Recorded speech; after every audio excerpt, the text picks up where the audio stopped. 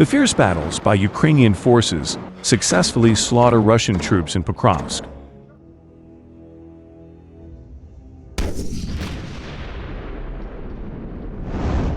The Russian grinding offensive in eastern Ukraine has scored new gains and is a bit nearer the key logistics and transportation hub of Pokrovsk than ever before. However, Ukraine's strategy of inflicting the maximum toll in soldier lives on the Kremlin for every meter gained is still in force. According to official statements and news reports, Russian patrols penetrated temporarily into the city last week, and on Wednesday both sides were reporting fierce battles in progress as close as 6 kilometers from the city.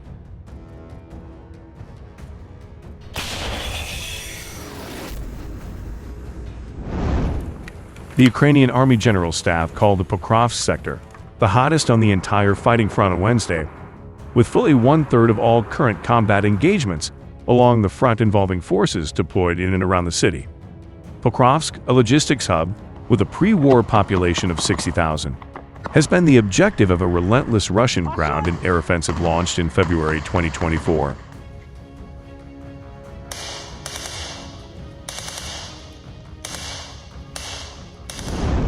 In that time, advancing in increments of often only a few dozen or 100 meters a day, Russian forces have gained about 30 kilometers, with the closest Russian lines currently are about less than a dozen kilometers from the city proper. Moscow has concentrated forces with an on-paper strength of around 110,000 men for the job. These forces are poorly trained and already badly weakened from previous losses, so are unable to advance quickly and suffer heavy and sometimes crushing losses.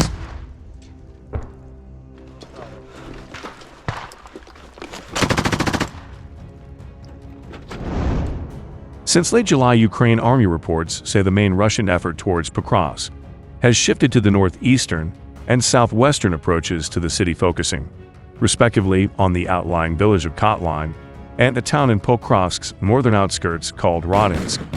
Back-and-forth fighting for Kotline, with one side capturing, then losing the village, has been ongoing since February. Russian no-bloggers announced Russian infantry had retaken Koltine over the weekend, while a Monday AGS press release confirmed Russian patrols had penetrated into the middle of the settlement, but claimed Ukrainian infantry had run off or destroyed them.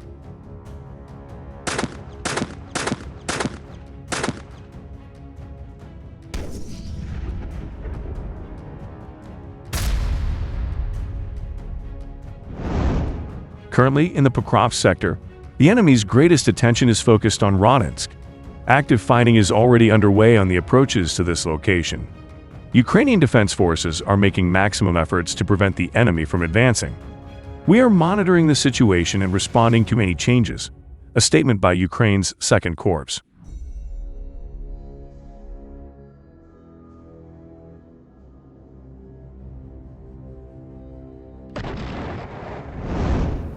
The geolocated drone video, published the same day by Ukraine's 4th Battalion of the Rudish Brigade, showed FPV aircraft hunting down and attacking Russian soldiers in a village some 6 kilometers east of Rodinsk. Following the mass deployment of strike drones by Ukrainian forces in early 2024, Russian commanders switched tactics away from traditional massed artillery bombardments, supporting waves of armored vehicles, to the dispatch of small groups of infantrymen seeking to exploit gaps in Ukrainian lines.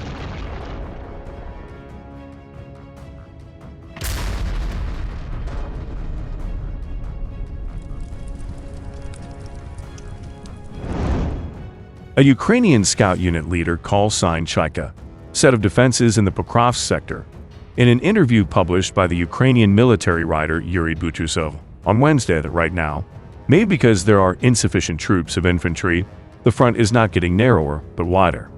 There are gaps between positions of 200 or 300 meters. And it's through those gaps that Russian troops start driving motorcycles between the positions and then start digging in our rear areas. Our job is to find them and mop them up, but sometimes that's not possible.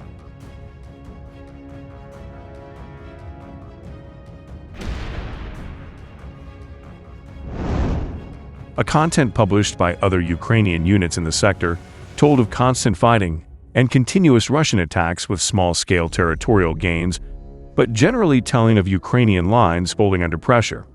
Strike video published by the National Guard drone unit Sparta on an internal Telegram channel on Tuesday showed Ukrainian FPV drones hunting down individual Russian soldiers. A Sparta pilot claimed his sector was a dead zone, in which dozens of Russian troops had died in a single day from FPV hits.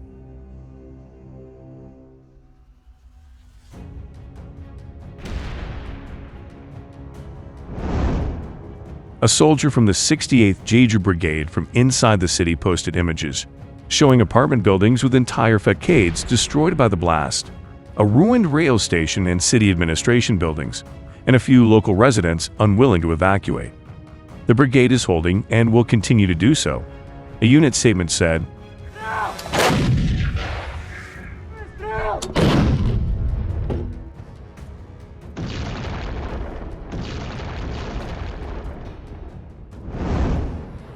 The video published by the brigade on August 1 showed one of its German-made Leopard 2A4 tank moving at speed down secondary roads and sidewalks in the city, firing at unidentified targets.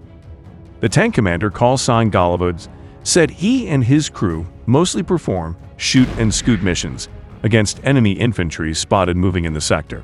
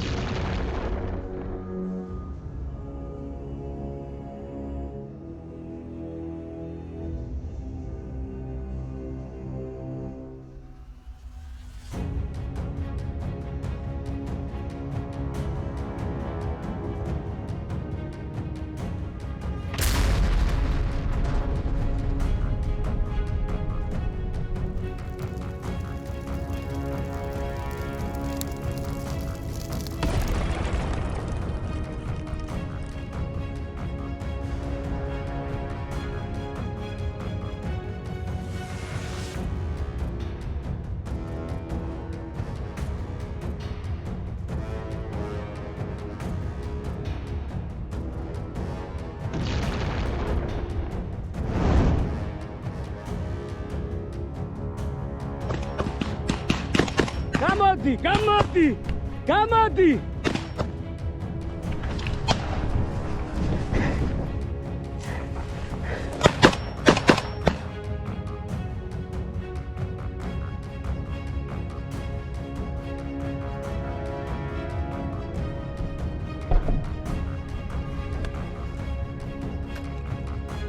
Бліндаж опять. Так, одну людину, плюс троє сапера. Ми на лодці. Чекаємо вибух. Правильно, бачите ворог?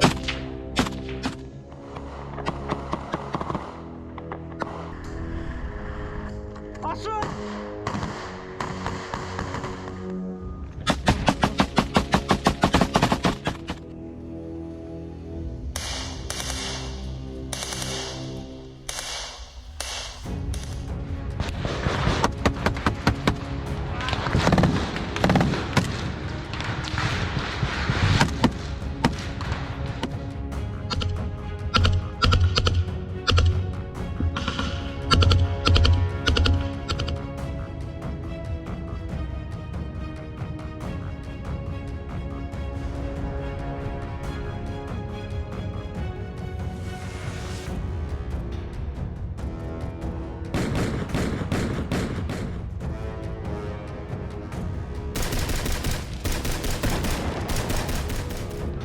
Плюс, прийняли, ребят.